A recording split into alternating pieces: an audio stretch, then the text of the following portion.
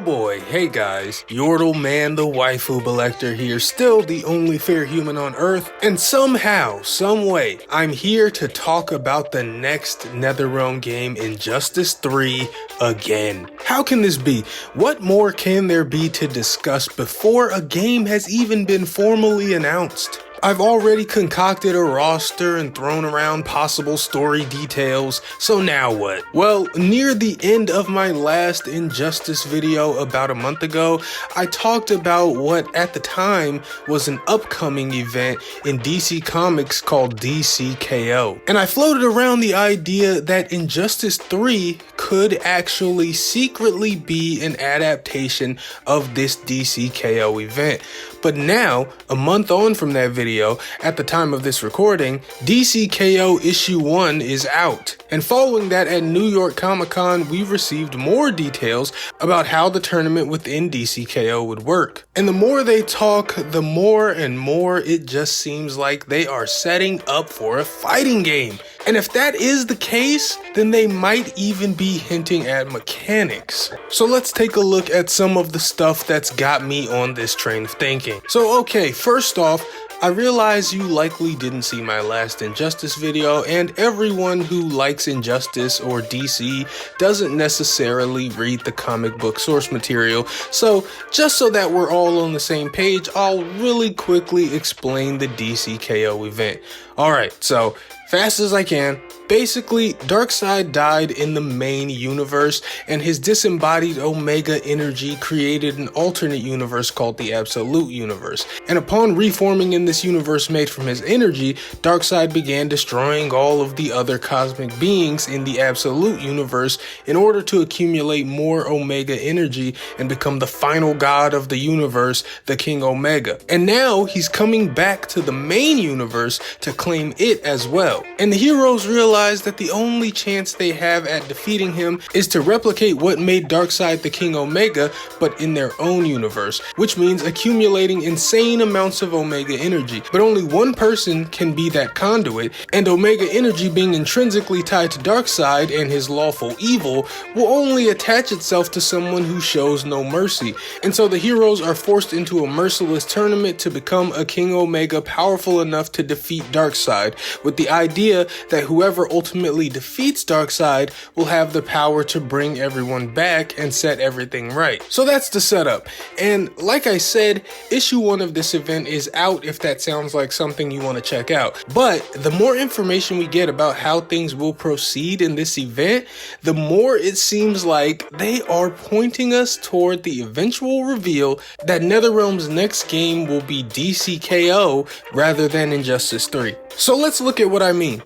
First off, there are 32 combatants for the tournament, and after the qualifying round, those combatants on the bracket will compete one-on-one against each other until only one person remains. But the challenges aren't only combat-based, we've been told. However, we do know that round 2 will be a fight round. And when this fight round was explained to us, we were told that there would be best of 3 fights, meaning combatants would have to defeat their opponent twice to eliminate them. Sounds familiar, right? It's almost kinda like, I don't know, a fighting game? I don't know why else they'd do this. But yeah, sticking with the assumption that this is a video game precursor, they may have hinted at a possible mechanic as well. Because when you lose one of your fights in the best of 3, the loser of the round can choose to reform as any version of themselves from across space and time.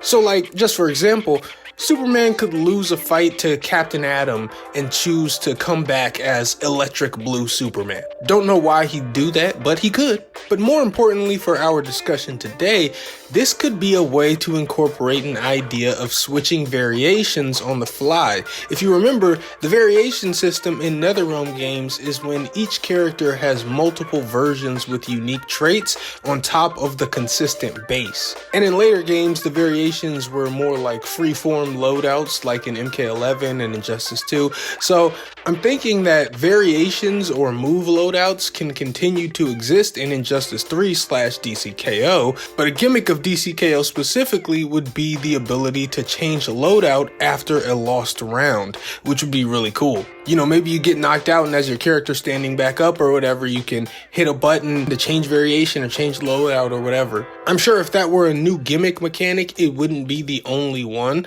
but I think that would be really cool. Now, these round details are already enough to make me think Injustice 3 is actually DCKO. Honestly, DCKO being called DCKO was enough to make me think that. But there's still another smoking gun, because it was also revealed that at some point during this event, some of the combatants will be opening up pocket dimensions in order to train by summoning guest characters. Yes, you heard me right. The DCKO comic event that definitely isn't secretly a fighting game will be indulging in the long-time fighting game practice of including guest characters. And one of those characters is none other than Mortal Kombat's Sub-Zero. Are you kidding me, man? Now, the full slate of guests fittingly includes a lot of comic book favorites. The whole list is Vampirella, Red Sonja, Homelander, Annabelle from the Conjuring universe, Samantha from Beneath the Trees Where Nobody Sees, and Sub-Zero, who I already mentioned. So it's a wild group. Samantha is the only one I'm really unfamiliar with here. I'd never heard of Beneath the Trees Where Nobody Sees before this. But regardless, this is insane. It's DCKO giving yet another reason why it's secretly a fighting game. Not only because this is such a fighting game thing to do, but because they've literally included a fighting game character as part of it. And not just any fighting game character, but one associated with the studio that would presumably be creating this alleged fighting game. Like, if DCKO isn't Injustice 3, why are they playing with our emotions like this? I just don't get it. Now listen, I'm not saying this is a guarantee or anything, but it's all very suspicious, to the point that I wouldn't be surprised to find out that there was fire beneath that smoke. But if this were the case, if DCKO was the Injustice 3 replacement, is that even a good idea? Well, yeah, I think it is. As I covered in my Injustice 3 story video, I think Injustice has places it can go. But still, I don't think it needs to. NetherRealm can just end it where they ended it and jump into DCKO. And no one's gonna be mad to see the evil Superman get ditched. And although certain aspects of DCKO's event make it seem like they wouldn't do that in game, that doesn't mean that it won't be a game, because I don't think it will be a one-for-one adaptation. Even down to the roster, I could almost guarantee the 32 combatants of DCKO would not be the chosen roster for the game adaptation. And even the guest characters likely wouldn't be the same, because Sub-Zero has already been a guest character in a DC fighting game, and Homelander has appeared in another NetherRealm game, Mortal Kombat 1. But I don't know, they could use the event guests as an excuse to make Sub-Zero base roster or something too. Who knows? So I don't know, I just wanted to acknowledge all this stuff. It's been on my mind for a bit, and I figured before they do even more stuff that makes me call them into question, I'd better cover what's already happened. Dude, like, just imagine how insane the DCKO game announcement would be. Everyone would go crazy. But for now, we can only dream and speculate. So thanks for watching this and being crazy with me, going down this speculative rabbit hole. Let me know your thoughts on any of this, if you believe it's gonna be true, or if you even think it would be cool at all. And if you enjoyed the video, please remember to give it a like and consider subscribing for more good gaming talk. Thanks in advance, and even if you forget everything I said in this video, just remember, I am Yordleman the Waifu Belector. I am just a normal guy. I like hentai, and I have never convinced anyone of anything ever. Goodbye.